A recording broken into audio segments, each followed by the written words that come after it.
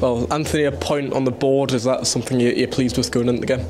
Yeah, I think if you'd asked us before the game what we would have liked, it's not to lose would have been great, but we wanted to win the game as well. So it's probably a bit mixed emotions in there, because I think the players felt like we could have won the game as well. However, when we look at Barnet, and I have to pay Barnet a lot of respect, I think they're a really good side. Play that system well, 3-4-2-1 with 2 10s, and caused us a lot of problems and overloaded in wide areas, and were on the front foot and aggressive, and I think they were one of the better teams that I'd seen us play so far. So all in all, I think we'll take the point, and I think the fans respected that at the end of the game, showing that we had the will, that we wanted to try and win the game still. But all in all, I think we'll take the point.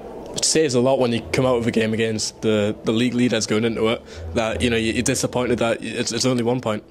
Yeah, it is, yeah. I mean, we had to defend well, I think, in the game at times, and we had to defend our box there at the end. The goalkeeper Young made a couple of good saves in there. We had a penalty shout in there, I think, where Parksy just won the ball watching it back. But I think that, yeah, I think we had our moments as well and got into some good areas, but probably didn't produce as much as what we would have liked or what we've been capable of. I think we've shown that we can attack and we can score and can create chances. So we'd probably like to tidy up on that area a little bit. But I think, yeah, like you say, we weren't going for the draw, that was for sure. We wanted to try and win the game and be positive. I think you could see that from the subs that we made as well, but we're happy with the draw against the top of the table. And you talk about them moments, and certainly in the last 5-10 minutes you could have nicked a goal. I think Anthony had 1 or 2 efforts. Luke Waterfall had a header. Is that certainly frustrating, couldn't convert one there? Yeah, a little bit. I mean, I think we can build pressure. I think we've shown an attacking intent at home, even at Eastleigh with 10 men. We tried to win that game and created a lot of chances. We showed what we could score against Solihull with the goals, even York, creating the chances that we had. And on Tuesday night against Fylde, probably in a one where we created the least that we had so far, we still managed to score 2. So, yeah, I think that we want to score at home. Do you know what I mean? We want to entertain the fans. We want to be on the front foot. Sometimes we have to get the balance with that a little bit, but I feel like it's a point gain today. 4 consecutive clean sheets here at the Prestige Group Stadium. Brad with a fantastic save off his line right at the end.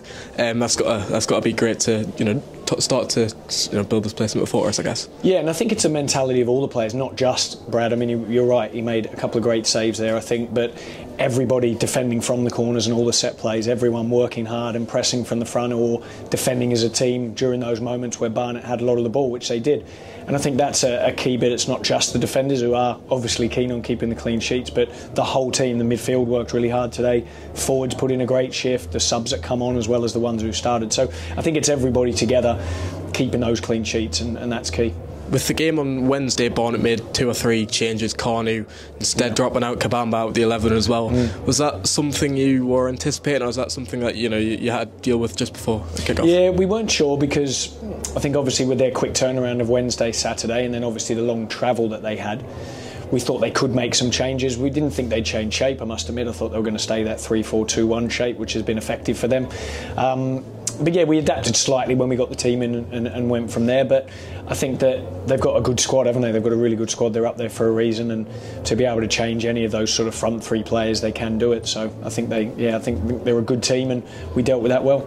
Tom Parks made his 500th career appearance today, obviously announced just before kick-off. Just from since you've been in the building, how much have you seen from Tom on and off the pitch? Yeah, a lot. I must be honest, a lot. I think he's a great character. He's a leader in the team. He's very open in terms of the team and what we can improve on, and how he can develop even himself at that age after those experiences, and that just shows what a good professional he is. He really looks after himself as well physically, and I think he's a really good example to the younger players to have a good career in the game and still to keep going and feel like he's got a lot more to give, and it was good to see him score the other night as well. So yeah, he's been a really good, I feel like an asset, like you say, both on and off the pitch for the team.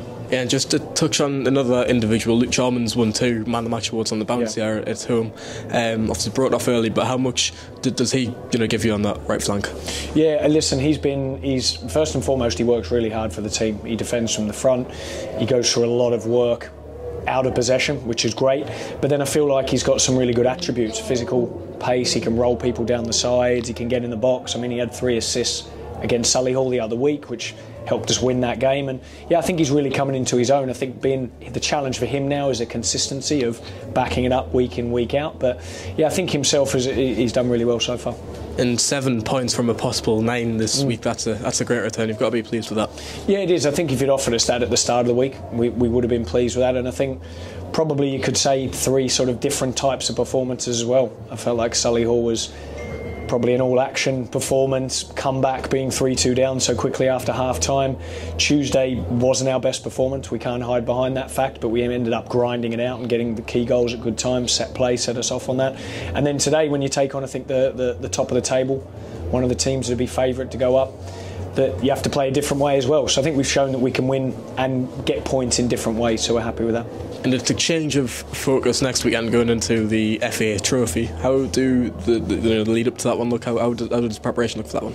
Yeah, I mean, look, we'll prepare exactly the same. We do our work on the opposition as we do. It's really good analysis that we do through Ben and the team that he's got there.